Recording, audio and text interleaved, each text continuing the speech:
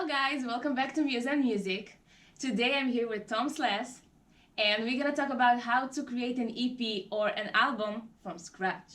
Exactly. I'm really excited to be on your show, Vika, and be talking about how to go through this process for the first time. I just recently produced my first album, which is coming out in late March. Woohoo! I don't know when this video will be up, but it could be out now. It will be out It'll when be the out. album's out, so So the link is down below. You should check it out. exciting. So I'm really excited to kind of walk through how I approach the album and kind of give you some pointers if you're going to be going through a recording of a single or an EP or a full-length album for the first time, what to kind of keep in mind as you go through it. Yeah, so today we have 8 steps for you and 5 tips to how to conclude everything and actually make the process way easier than it might be. Step number 1, the creation. Obviously, at this point, you've probably been writing some songs, you're maybe been playing them live a little bit. I think the key part for me when I was creating the album was playing the songs live or showing them to friends. If you're more of like an electronic artist or a hip-hop artist where playing live is not so much the easiest thing to do, as I'm a kind of Americana artist where I can go to open mics. Kind of get the songs, give them some life, let yourself kind of let them breathe and figure out which of my songs that I have are the strongest songs, which of them are going to be the ones that on a record would kind of tie themselves together the best way. And maybe speak most to my own personal experience as well. You want to, if it's your first release, you want it to kind of say a little bit about who you are as an artist or what kind of genre you're in as an artist, who your influences are. So I think playing them live and kind of showing them to people and getting feedback is a great part of that process. Yeah, and I feel like to have a specific niche to an album, right? To have like, what is the album going to be about? Like, what's the, something that concludes it all to like an actual EP and not like 5 different singles from all angles. Especially like when my album kind of tied together because I wrote all the songs about my experience of transitioning from working in a full-time business role and now pursuing music full-time. And so to me, the songs tied together because of those themes and the lyrics and the way that I wrote them. But whatever you're going through, just write your honest feelings and write what you're thinking. And as you get your songs together, I think playing them and kind of feeling them together is what will kind of help you figure out what should be on this first project. Step number 2, pre-production. Right, so once you've kind of played your songs and gotten some feedback, the next thing you should do is figure out what kind of sound you want these songs to have. And if you have any kind of recording technology, even if it's just a little bit of a DAW understanding like Logic, or even if it's just using voice memos in your phone, have your songs recorded in some way so you can kind of see what's the structure of the song going to be. When is the chorus going to come in? What is the kind of ebbs and flows of the energy going to be? What instruments are included? Exactly, yeah. If you're, an Americana artist like myself, is this song going to be stripped down, just like the acoustic guitar and some maybe light percussion? Or are you going to have electric guitars and big drums and bass and keys and all this stuff? And as your genre dictates, there's a lot of different levels of what instrumentation you would need. And so you need to find out what instrumentation you want on your songs and for your record as a whole, because that'll lead next into who you decide to bring on to help you and all those other things, and the cost. And it leads us to step number 3, which is the cost, the budgets.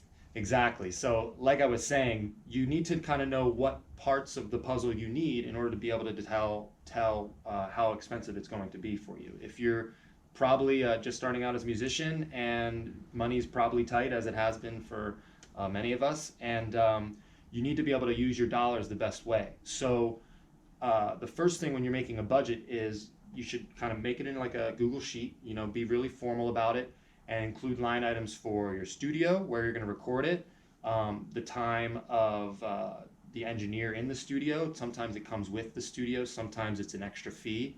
And then also who's your producer going to be, who are your other instruments going to be in your band, or if you're going to have collaborators, maybe you're not so much a guitar player, but you want a guitar part on your song, who are you going to have to bring in and to do that, and what are the going rates for that? I know out in LA, the going rate for a guitar player, for instance, for a whole day of recording can be anywhere between $50 and $500. It depends on the skill level. Depends on the guitar player.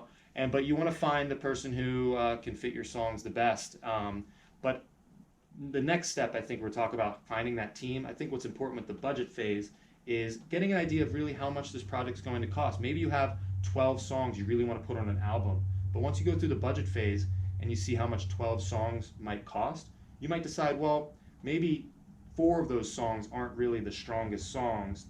Maybe I should cut it down to 8, make a really strong album, and invest my money in those 8 instead of spreading it out over 12, where you might get 12 above average songs and you could have gotten 8 really, really great songs. Exactly. And it helps if you have studio at your home, or you have friends that can, play with you or help you out, and you can repay them in a different way. If you don't have the money, it's okay to ask your friends to help you out.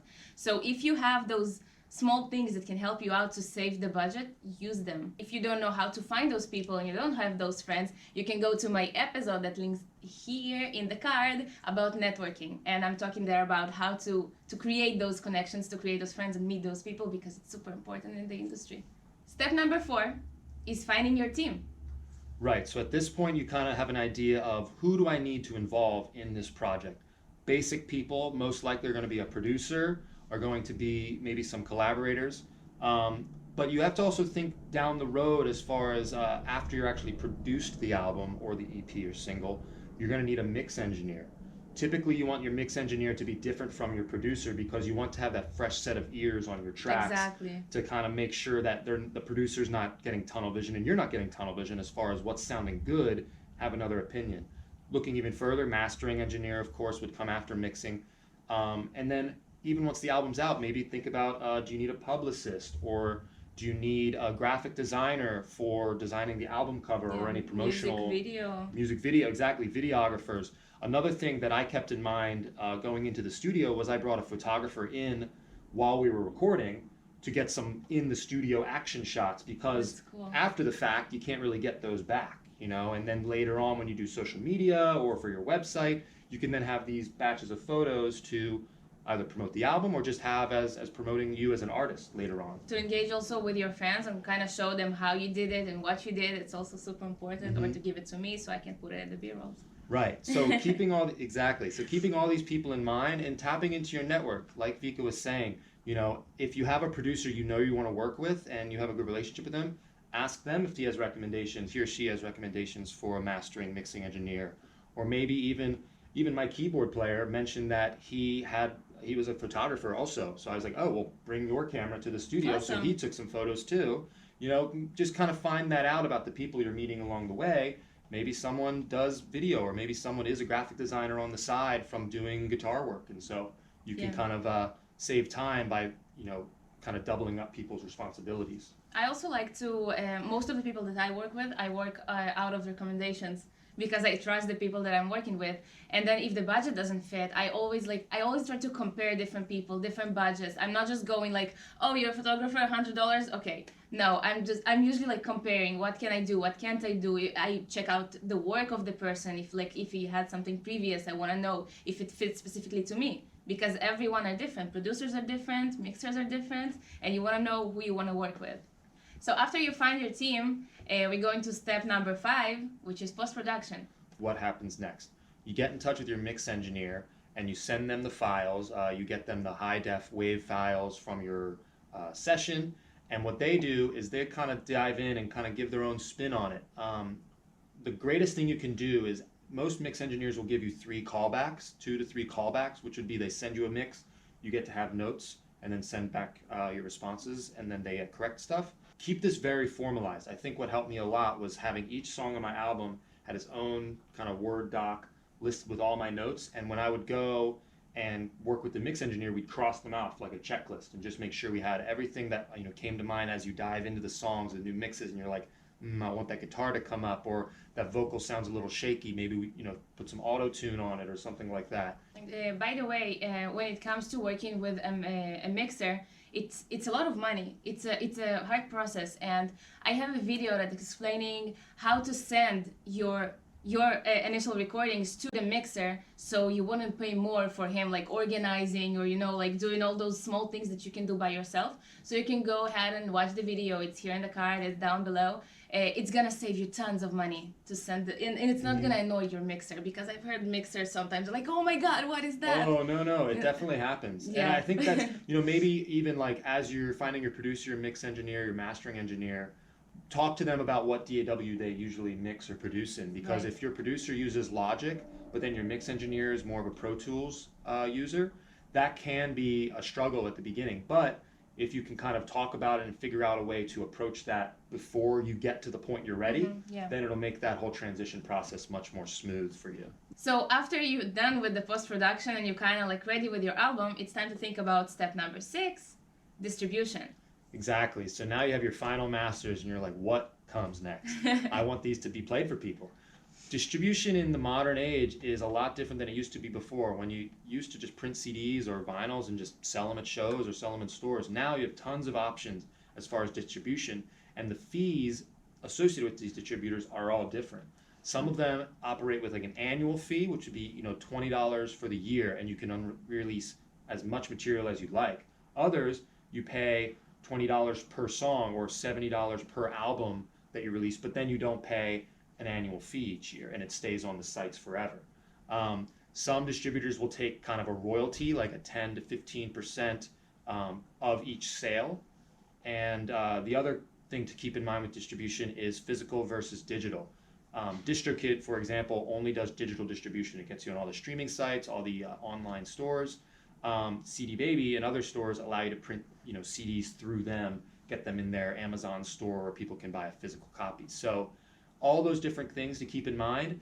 If you as an artist have more fans that buy physical CDs at your shows, or are more familiar with that format, then you might want to find a distributor that can handle that for you and make it easier for you. If most of your fans are digital or only streaming only, then some of the other options might make more sense. Yeah, I feel like you should choose like what do you care about more. There are some distribution companies that don't do covers. They don't help you with the mechanical license. There are some distribution companies that are better with the data analysis. So it depends what do you actually want. And it's important to say that if you choose one, it doesn't mean that you're locked. Most of those companies, if you release like one song or like an album, depends what you pay for. The next album you can choose a different company. You're not signing a contract. You're not obligated to like 5 years working with them. It's not like a label. So feel free to do different stuff and to see what you like better. It's okay to experiment with that. Step number 7 is promotion. Right. So almost as important as producing an album or EP is promoting it. Because if you want to invest a lot of your money into a production like this and want people to listen to it, you've got to hit the road and make sure people are going to know that it's coming out. With promotion, there's a lot of different places you can promote. Obviously, social media in today's world is a huge place.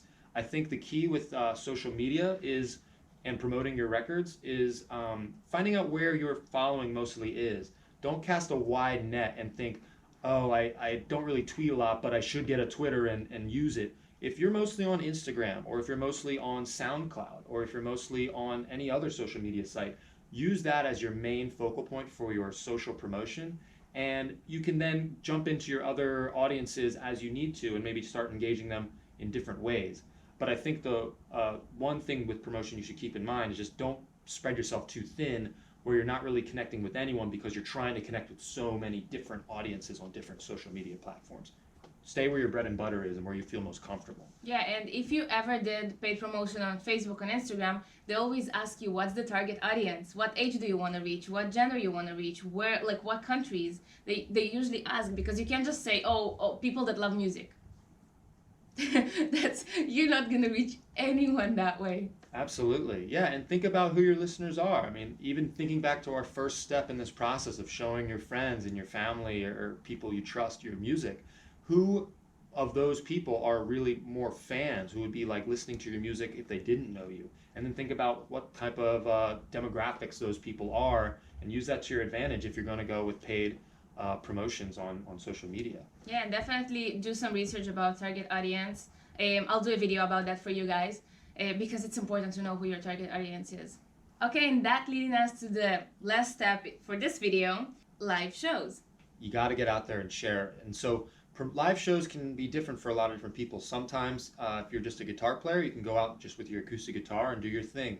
If you need a band behind you because you're just a singer and you don't play any of the instruments, you got to figure out, can I use the people from my studio team, or do I find a new team, or can I use that network? Or a track. You can use a track. If you don't have a team that's available, it doesn't mean that you need to sit at home and wait for them. You can you can use a track, and a lot of people do that, especially now with the electronic music, with hip-hop.